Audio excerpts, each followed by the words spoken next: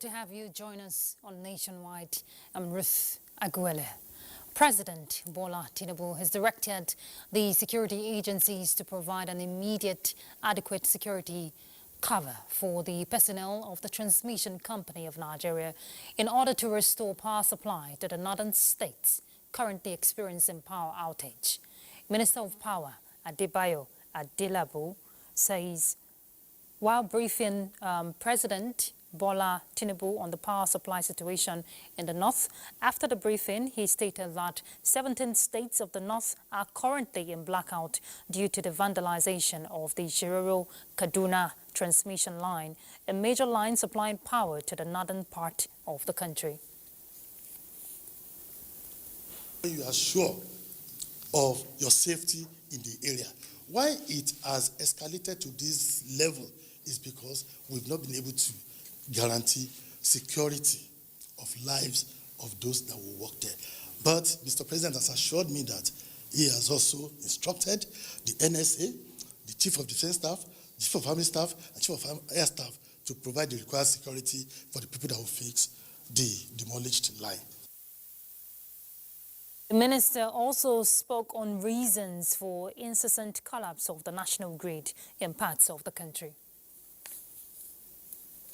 You said 3 times. The grid actually was disturbed one time, and we deliberately shut it down the second time because of the explosion of the transformer at the Jeba plant.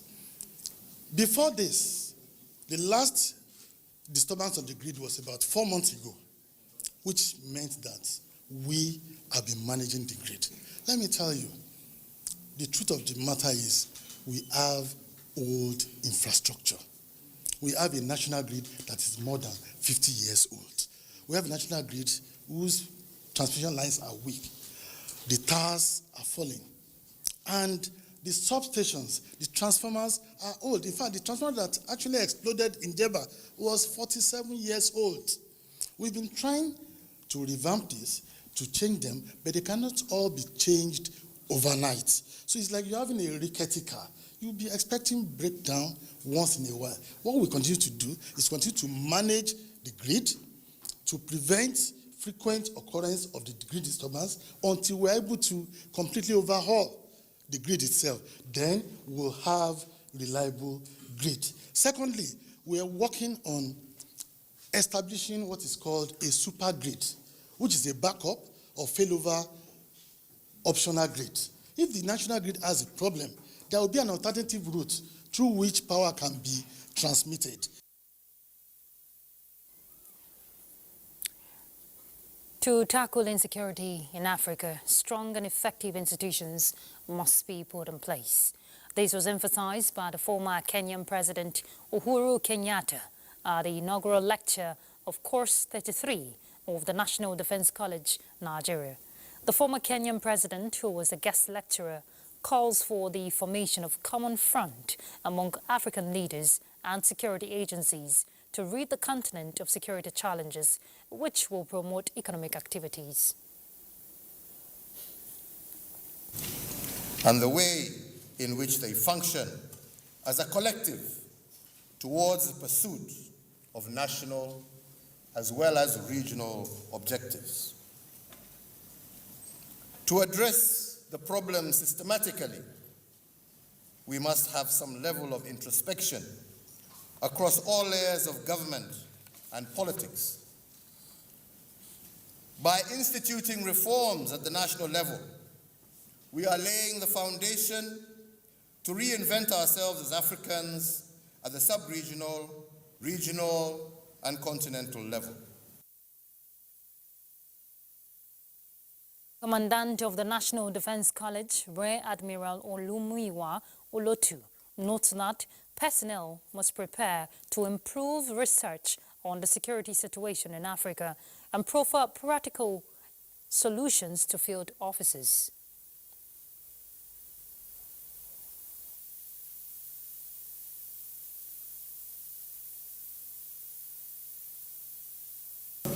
The inaugural lecture is organized to launch the participants into the course and to prepare them for the scholarly activities in line with the mission of this college. Senior personnel from Nigerian Armed Forces, Police Force and 23 from foreign countries attended the course. Still on security issues, the Office of the National Security Advisor has convened a meeting of stakeholders to strengthen the country's ability to protect its digital infrastructure from emerging threats. Defense correspondent Ismail Musa reports that the application of digital technology has heightened the vulnerability of digital assets in the country. Digital infrastructure faces a range of cyber threats and attacks. Aside from threats to private computers and mobile devices, telecommunication and banking networks are also subjects of large-scale attacks. We have strengthened our resolve to effectively confront these threats. This workshop provides the platform for us to jointly develop the roadmap for the implementation of the initiatives spelled out in the executive order. In 2023, more than 14 billion naira was lost to breaches to digital infrastructure. These are only figures reported to the NCC. These figures illustrate not only a direct financial burden, but also an extensive impact on our services, economy, and national security. In addition to bolstering cyber resilience, the forum is focused on strengthening stakeholders' ability to physically protect critical infrastructure. The armed forces are committed to take the challenge and work with the Office of the National Security Advisor on whatever resolution is being reached and whatever strategies have been developed. It is Mr. President's strategy, policy, and determination to improve the power sector, because that's what all these things sit on. When a critical information infrastructure is being cut off, you cannot talk to anybody, you cannot even book your flight, you cannot travel, you cannot do anything. So that is how bad it will be if these things happens. The expectation is to work together, whole of government and whole of society approach. It is all of us here together that can deal with it. The bulk of efforts is on protecting 13 critical national infrastructure. Just like the popular saying, security is everyone's business, this platform stressed the need for collective responsibility towards the protection of critical government infrastructure and information, and also the adoption of a whole of a society approach. In Abuja, Ismail Musa, NTA News. Well, have you ever received an urgent appeal from a friend, maybe a colleague or relation for financial help online? Well, it may sound genuine, but verifying might save you from falling victim to cyber criminals. Tackling cyber crimes in Nigeria, guest on NTA's Good Morning Nigeria insists requires diversified awareness creation. Lydia Sampson will tell us more. Being cyber aware is crucial to navigating the enormous opportunity provided online through the internet. These expert says will also arm vulnerable internet users to identify risk factors and suspicious unsolicited messages from cyber criminals.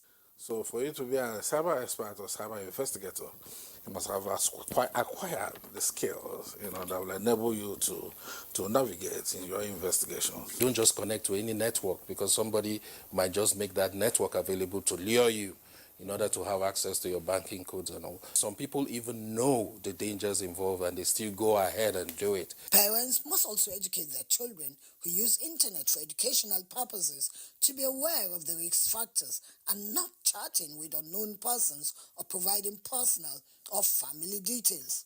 You tell your children, be careful when crossing the road. You tell them, if you go somewhere and you see trouble coming, you move, Try to avoid it. So you have to also empower them, because at the end of the day, whatever your child does, especially for a man, for example, they bear your name.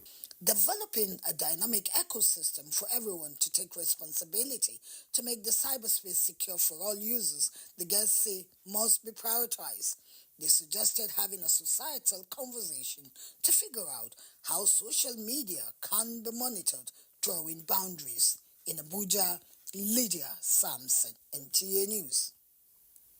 Military religious institutions must strive to promote mental resilience and emotional well-being among troops. Chief of Army Staff, Lieutenant General Taurid Lagbaja, gave the advice in a message to participants of the Directorate of Islamic Affairs, Nigerian Army Annual Training Conference in Abuja. Olajide Bello reports. While they're told day and night their constitutional responsibility of defending the nation's territorial integrity, the Nigerian Army, led by the Chief of Army Staff, Lieutenant General Taoreed Lagbaja, cater for the well-being of personnel for optimal performance in the discharge of their duties. This time around, the Directorate of Islamic Affairs is charting a new course by imparting Quranic principles and prophetic wisdom to strengthen warrior ethos among troops.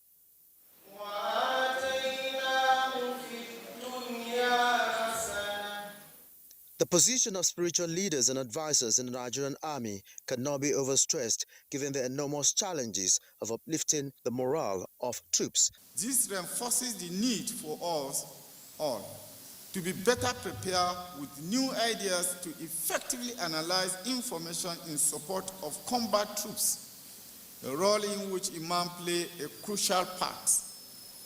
By providing moral guidance, emotional support, and fostering resilience, the Directorate of Islamic Affairs, in conjunction with Nigerian Army School of Islamic Affairs, have been up and doing in this effort, in line with world best practices. The theme for the training is enhancing Nigerian Army personnel effective performance through authentic Islamic teachings and warrior ethos within a joint environment. Olajide Bello, NTA News. In other news, the United Nations Development Programme has handed over rehabilitated police station and barracks to the Yobe State Police Command. The newly refurbished facilities are to enhance the capacity of police personnel to effectively combat crime in the state. Yunusa Suleiman reports. This station had previously suffered series of attacks by Boko Haram insurgents, something which made it difficult for officers and men of the formation to operate effectively.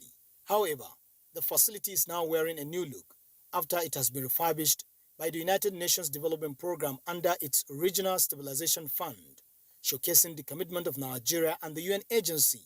Another facility refurbished and furnished by the UNDP is the police barracks, located within the station, aims at providing secure and comfortable accommodation for police operatives serving in the area. However, it is built. Maintenance is very key, especially for the usage of this particular dormitory. Without security, there will be no meaningful development. As such, it is duty bound on all of us to make sure, especially the police who are the major beneficiary of this infrastructure, to stand firmly and defend this edifice so that we can be able to make progress. The team of UNDP also inspected newly rehabilitated and equipped Skills Acquisition Center in Buniadi, where young people are being trained in various skills such as carpentry, fabrication, tailoring, knitting, and charcoal briquette production, among others. In the Matru, Yunusa Suleiman, NTA News. 150 junior civil servants in Akwa Ibom State are now landlords, courtesy of the state government. Our correspondent, Kelvin Samuel, reports that this is in fulfillment of Governor Umo Eno campaign promises. We join Kelvin now, who is standing by in Uyo, to give us more insight on how impactful this will be for the civil servants. Very credible. The governor himself was there from the beginning to the end, and the entire forms were gathered together in a particular place where it is stirred. And after stirring, somebody will be called from the crowd to come and pick one form. Any form that is picked belongs to a person, and any name on that form becomes the owner of an apartment in the Grace Estate. And also talking about whether they've started parking in, as you can see, we are live at the Grace Estate, and from the look of things, the people are yet to park in. Even though the governor had directed that 2 weeks after that event, their keys should be handed over to them to start parking into their apartments. But from the look of things, they are yet to do so. Now, talking about the next line of action of Akwa Ibom State government to this effect, the governor has already embarked on what he calls compassionate homes. This is a 200 series of fully equipped homes for the poor and vulnerable across the 31 local government areas of the state. The governor hopes to complete these 200 different buildings and hand over to the beneficiaries between the beginning of his tenure to the end of the second year in office, making 100 houses per year. And so far, 35 of them have been completed and handed over, while 155 of others are ongoing as we speak. That is it from this end. Thank you so much for having me. Thank you so much, Kelvin, for that update. Quite commendable, we will say, for the state government. In other news, President Bola Tinubu congratulates Olori Onikekpo Akonde as she joyfully marks her 80th birthday tomorrow.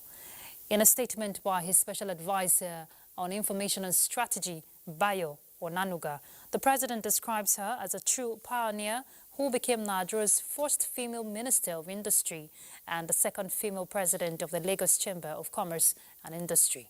Celebrating her contributions to the nation's public and private sectors, he prayed for many more years of health and wealth for the devoted wife of Oba Adebayo Akonde.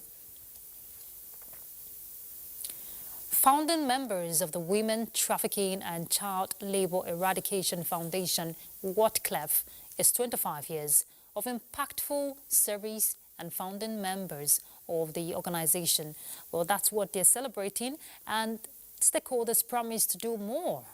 Amina Baba Suleiman reports on the celebration. In the year 1999, WATCLEF observers are in the view that the foundation has achieved a significant milestone since its establishment 25 years ago. It is the effort of the founding fathers that brought about NAPTIP with the passage of its anti-trafficking bill by the National Assembly, which was signed into law by the former President Olusegun Obasanjo in the year 2003. Her unwavering dedication to combating human trafficking and child labor has changed countless lives. She did not merely witness the suffering of women and children, she took decisive action to lead the charge for change. To felicitate with those who have benefited from saving them from trafficking, human trafficking, saving them from child labor. It was a blot on Nigeria. Amina Titi Abubakar, the initiator and founder of WATCLEF, emphasized the critical need for continued collaboration among stakeholders to tackle the increasing challenges of trafficking confronting Nigeria and beyond. To me, I figured out that all forms of sexual exploitation are incompatible with human dignity. We fight to save animals. We fight to preserve our environment. We fight drug trafficking. We fight currency trafficking. Why not fight to safeguard and preserve human dignity? Human trafficking and child labor. I'm deeply honored and delighted to be speaking to you about the issue that affects all of us, together with our differences in status and background. Nigerian First Lady Oluremi Tinubu, represented by the wife of the Vice President, Nana Kashin Shettima, delivered a heartfelt message congratulating the founder of WATCLEF.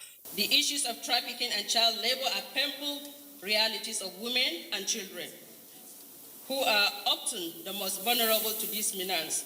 They called upon all citizens to join the movement to eradicate trafficking and protect the rights of vulnerable population. Amina Baba Suleiman, NTA News.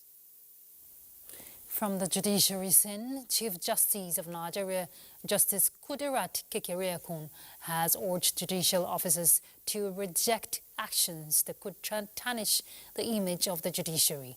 The CJN gave the charge in Abuja at the opening of Batch B induction course for newly appointed judicial officers of the Superior Courts of Record. Chukunonso Nwambweze reports. Converged here at the National Judicial Institute, Abuja, for the Stream 2 of the Institute's 2024 induction course for judicial officers of superior courts in the country are the newly appointed judges of the Federal and State High Courts, National Industrial Court, caddies of the Sharia Courts of Appeal, and judges of the Customary Courts of Appeal. The judiciary serves as the backbone of democracy. The Chief Justice of Nigeria, Justice Kudirat Kekereekun, while warning judicial officers regarding the indiscriminate granting of ex parte orders, charged the participants to execute their duties with unwavering integrity and dedication in order to reinforce public confidence in the nation's justice system. Judicial discretion in the issuance of remand orders must be exercised with careful consideration of the particular circumstances of the case. We must remain conscious of our control over our courts and uphold this responsibility with firmness and prudence. The correlation between judicial efficiency and capacity building is one that cannot be overemphasized. Hence, following this all-important induction course, we look forward to receiving and recording the participation of your lordship at various training programs tailored to build their capacity in various areas of law and to equally enhance your functionality. With the theme, repositioning the course for better justice delivery, the induction course is specially designed to indoctrinate his lordships in the peculiarities of the higher bench, as well as to familiarize them with the art and craft of justice delivery pertaining to their new roles. Chukunonso Nwabweze, NTA News. In Akure now, we're hearing national and south-west leaders of the All Progressives Congress are in Akure, the Ondo State capital, for the inauguration of the party's National Campaign Council for the November 16 governorship election in the state. We join our correspondent now, Paul, who is standing by to give us more insight as they count down the state, talking about the state counts down to the November 16 election.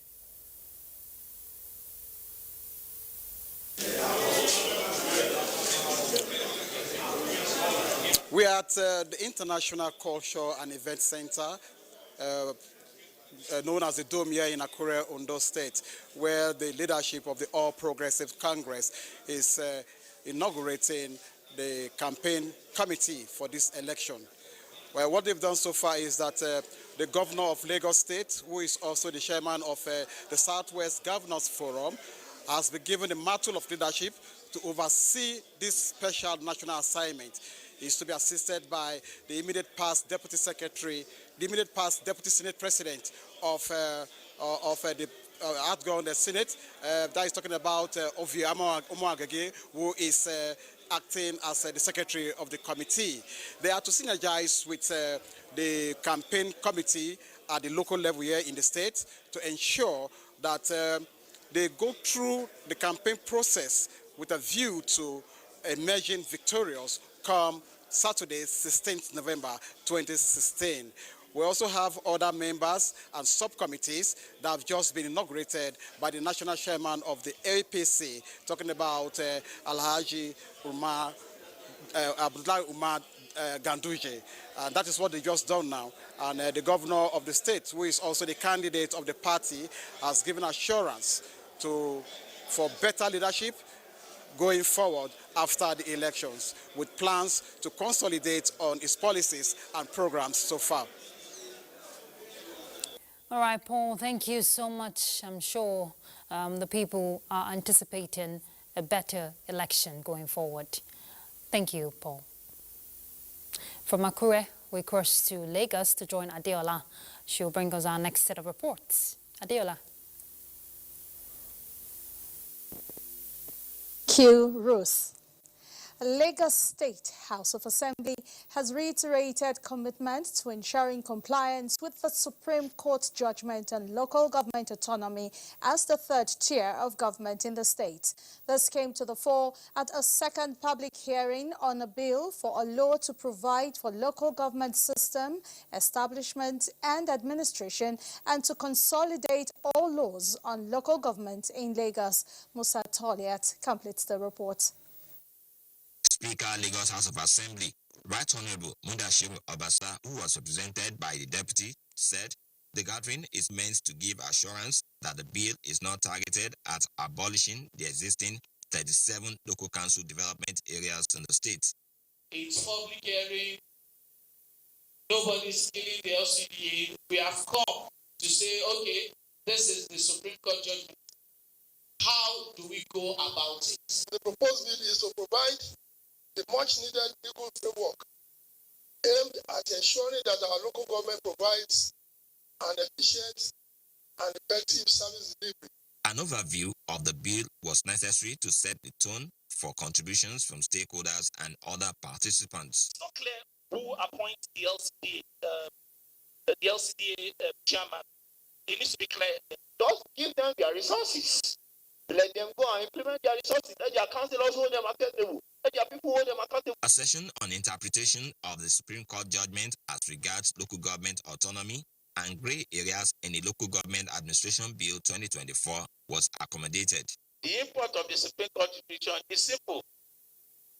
The state, the governor cannot do anything as regards their responsibilities and their duties. And it is said in that judgment, we look at it, that even if they misbehave, it is their council that can discipline them and the people that have elected them. Past principal officers of Lagos House of Assembly also made contributions. Stakeholders appealed to the Lagos legislators to lobby National Assembly members from the state so that the existing 37 LCDAs can be captured and recognized in the Constitution. In Lagos, Musa Toliat, NTA News. The federal government is set to enroll 10 million out-of-school children back to the classrooms and reforming the Almajiri educational system within the next 4 years.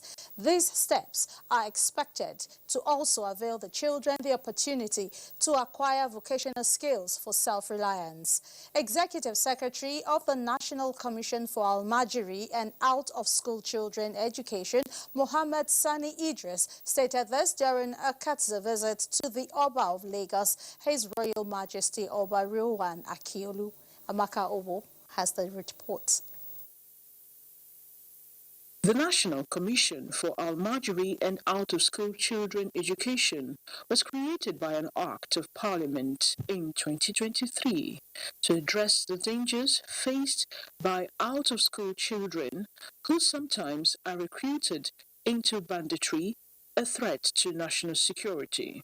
This unresolved challenge has brought about a nationwide campaign by the leadership of the Commission in collaboration with opinion leaders across the country. The Commission visited for Oba of Lagos, His Royal Majesty Oba Rilwan Akiolu, to solicit the support of a royal father in achieving the President's agenda in reducing the number of out-of-school children to the barest minimum. All able and willing leaders and traditional rulers in this country to set up a committee with the National Orientation Agency to first of all go around and lecture on the goodies we derive from these things we want to do. We are encouraged by his words. This has got to show us that Nigerians have serious concern about the issue of Almajiri and out-of-school children, and that everybody is passionate about this problem. The National Commission for Almajiri and Out-of-School Children Education in Nigeria seeks to ensure that children from all parts of the country have access to quality education. In Lagos, Amaka O, NTA News. We're done from Lagos for now. Nationwide will continue in our Sokoto Network Center when we return from this break.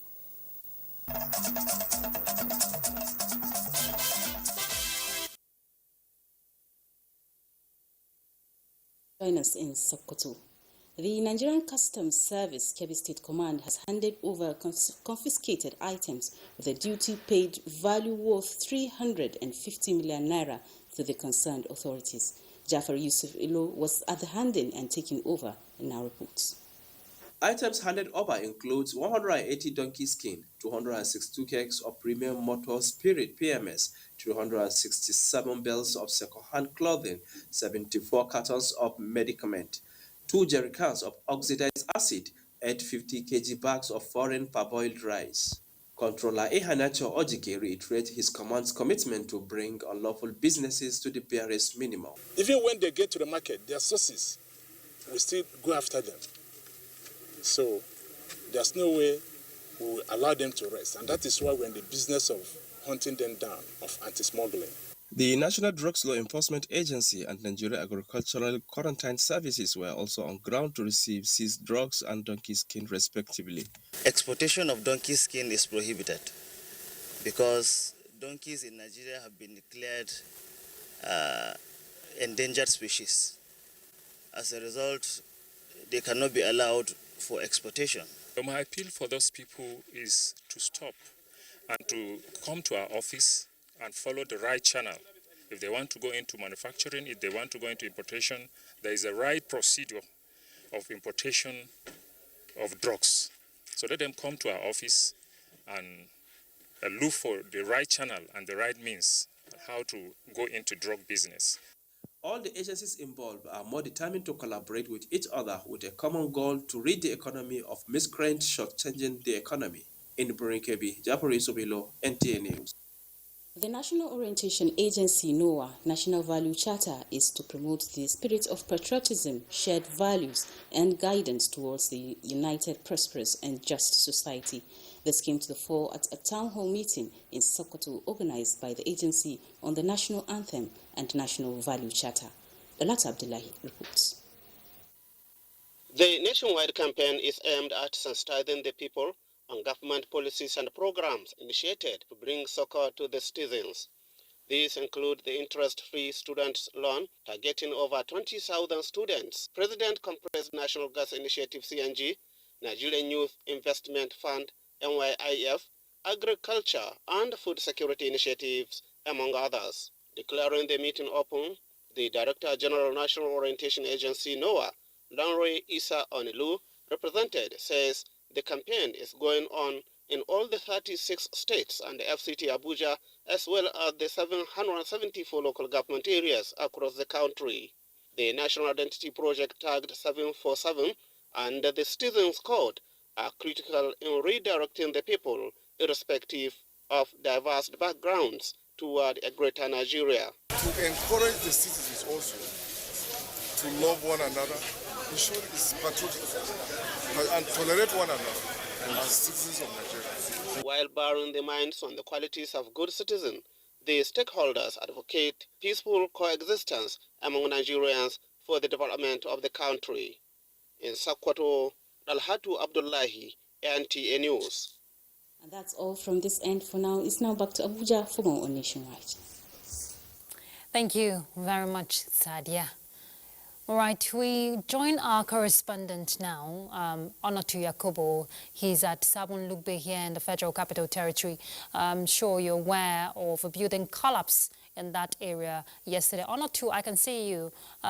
Yesterday, we got confirmation of 10 persons confirmed dead. What are your findings, going by your updates? Well, thank you, Ruth. As the situation where, as at yesterday, the FCT Police Command, who, of course, is an established state actor in situations like this, readily issued a press statement through the command's public relations officer, Superintendent of Police Josephine Ade, who indicated that as at afternoon yesterday, the search and rescue operation was still on, and that two fatalities were confirmed, while 5 as at then had been rescued. The official record as at that yesterday afternoon, from what I gathered on arrival to this location, of course, across the road from the other side, across this gully from the other side, is the area where the incident happened. What I gathered on arrival was that on the close of the operation as at yesterday evening, there wasn't any other rescue of human being or any other person trapped underneath the rubbles of the demolished structures.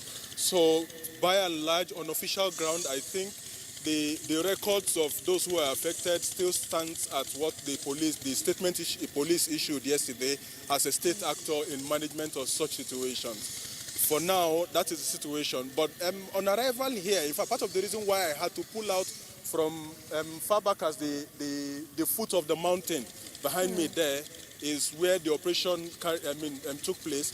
On arrival at that location, in fact, on our driving towards the area, the intelligence I got from some locals informed us that the area is not safe. The reason being that since the since the search and rescue operation closed, members of scavengers colonies took over control of the place, scouting for, of course, metal resources around the demolished estate. So, in fact, part of what I gathered on arrival here is that there has been fracas between them over the control of the resources around the area. So, by and large, for now, the area is a bit frenzy for security reasons. The people living advised that being a state establishment, we shouldn't risk going in there. So we had to pull out for safety and then look for a safe location to establish the situation around here.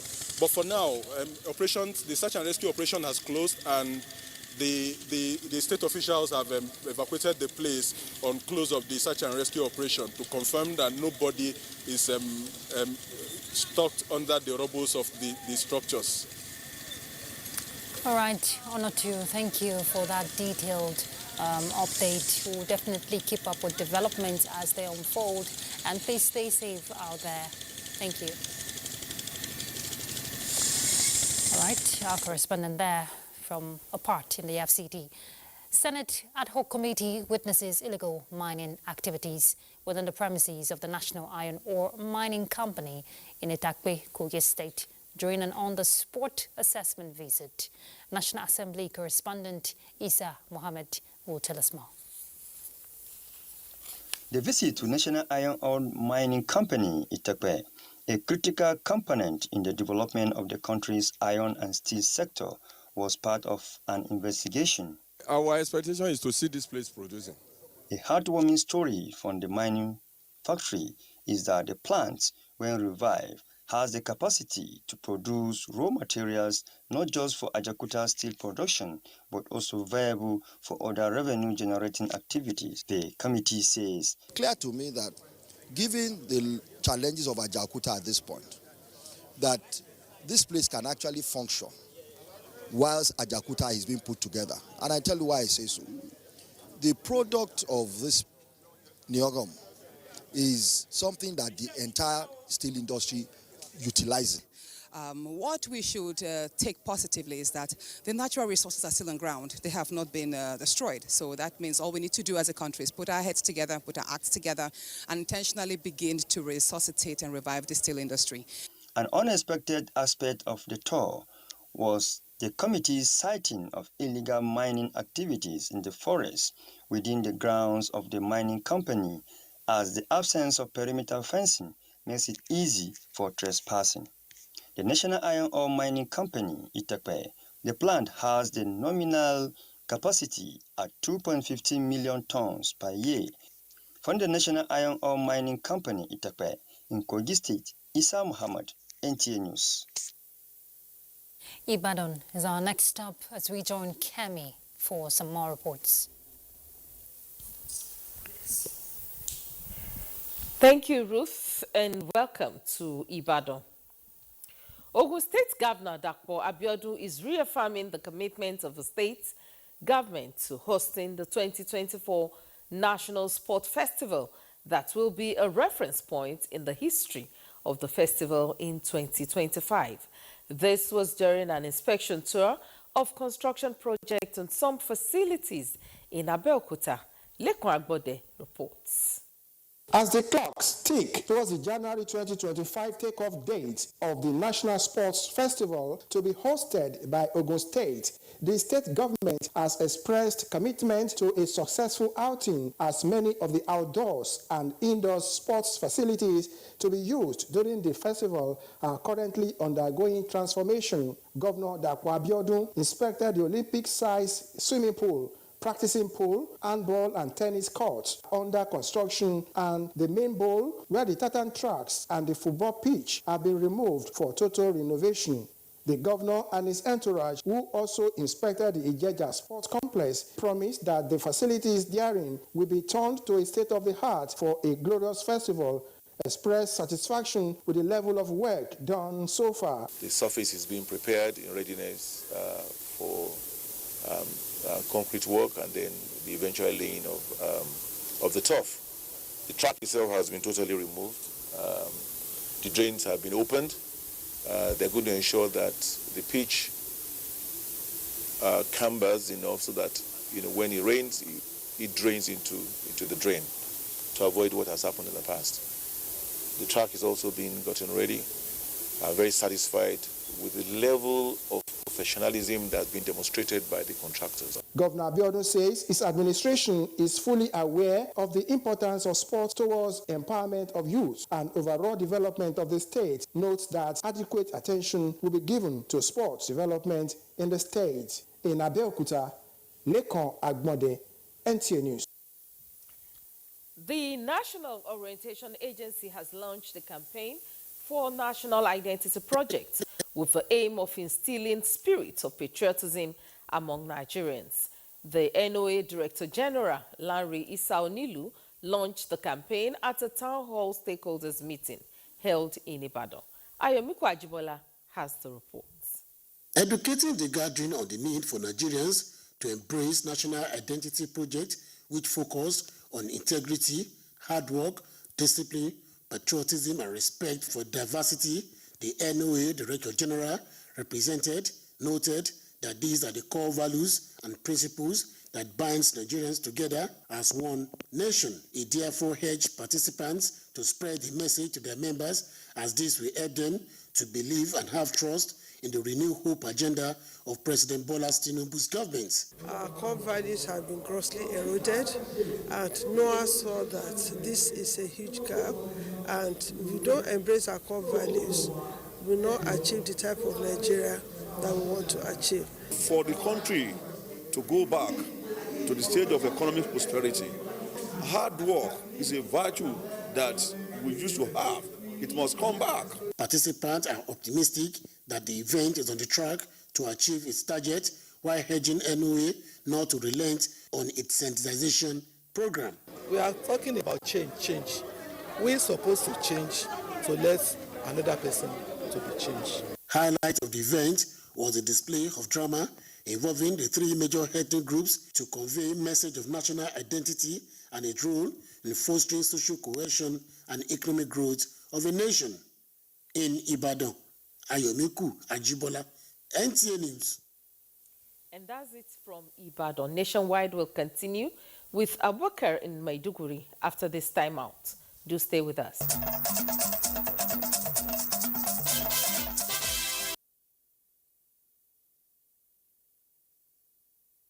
Hope you are still there. We have more reports for you as Nationwide now continues in Maiduguri. In commemoration of World Polio Day, UNICEF and partners have joined forces with Borno State Health Sector to raise awareness about polio eradication. Despite ongoing efforts, Nigeria still grapples with a growing number of unvaccinated children, leading to outbreaks and deaths among children under 5.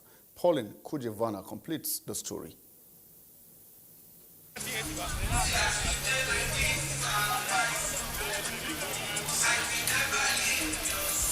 Borno State Ministry of Health, Primary Health Care Development Board, UNICEF and other humanitarian partners staged this roadwork to highlight global efforts towards eradicating this preventable disease called polio. UNICEF Chief of Maiduguri Field Office, Dr. Jarida Barukila, emphasized the importance of routine immunization services for newborns and children under 5 against childhood diseases like polio, measles, and tetanus. Most importantly, also today we are launching a song called No More Zero Dose.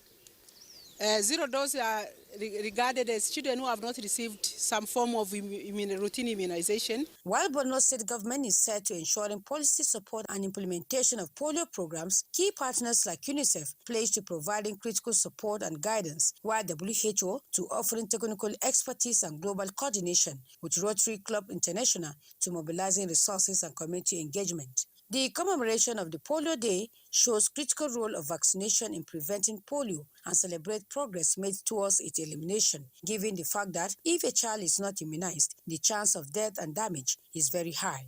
In Maiduguri, Pauline Kujevana, NTA News. Away from that, now to tell you that the recent flood disaster in Maiduguri and its surroundings has severely impacted the dignity of humans, particularly in terms of social, economic, civil, and political rights. This harsh reality was highlighted during a one-day engagement with stakeholders in Borno State organized by the National Human Rights Commission, NHRC. Here again is Pauline Kujevana with the rest of the story.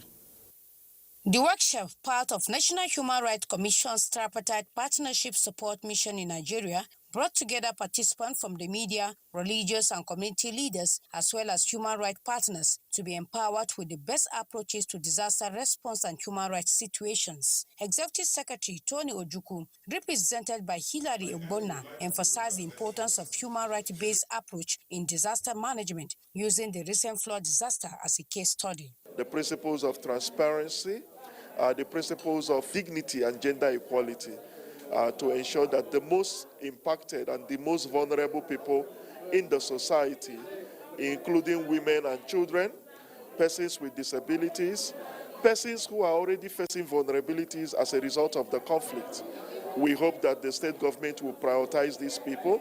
Obioha Ben Okoro, Chief Legal Officer of NHRC, focus on best practices in community-based human rights protection during disaster and emergencies, drawing lessons from the community-based interventions in Borno, while the state coordinator Jumai Michelia provided an overview of human rights in the state. The workshop sparked responses and discussions among participants on the way forward, with a pledge to monitor and prevent human rights violations and excesses, particularly crucial amidst the ongoing distribution of food and flood relief funds to affected victims. By prioritizing human rights, the NHRC and stakeholders aim to restore dignity and ensure the well-being of those impacted by the flood disaster. In Maiduguri, Pauline Kujevana, NTA News. It's now time to return to NTA's Ruth in Abuja. Thank you, Abubakar. The federal government has expressed satisfaction with responses of some state governments who have announced their new minimum wage following the declaration by the federal government. Secretary to the government of the Federation, George Akume, who was in the State House to discuss state affairs with President Bola Tinubu, was a significant member of the Tripartite Committee on the National Minimum Wage. While reiterating federal government's commitment to the new pay benchmark, the SGF urges the sub-nationals to ensure implementation. And we're done with Nationwide. Thank you for your company. Do have a lovely evening. I'm Ruth Aguele. Bye.